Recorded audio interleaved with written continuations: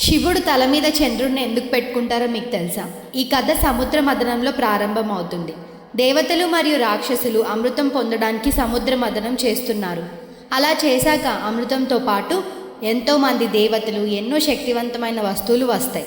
కానీ అన్నిటికన్నా ప్రమాదకరమైన హాలాహలం విషం కూడా వస్తుంది. ప్రపంచాన్ని కాపాడడం కోసం ఆ విషయాన్ని శివుడు స్వీకరిస్తాడు. అందుకే ఆయన్ని అప్పటి నుండి నీలకంఠుడు అని కూడా పిలుస్తారు. ఆ విషం ఎంత ప్రమాదకరమైందంటే సాక్షాత్తు శివుడు కూడా ఆ వేడిని తట్టుకోలేకపోతాడు. ఆయన శరీరం అంతా వేడిగా అయిపోతుంది. అయినా కూడా నవ్వుతూనే ఉంటారు. ఆ వేడిని చల్లార్చడానికి దేవతలందరూ అక్కడికి వస్తారు. అప్పుడు చంద్రదేవుడు ముందుకు వచ్చి, అయ్యా ప్రభు, మీ తల మీద ఉండడానికి చోటు నాకు ఇవ్వండి.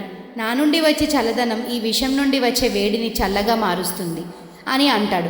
సరే అని శివుడు చంద్రదేవుణ్ణి ఆయన తల మీద పెట్టుకుంటాడు. అప్పుడు ఆయన శరీరం అంతా చల్లగా మారిపోతుంది.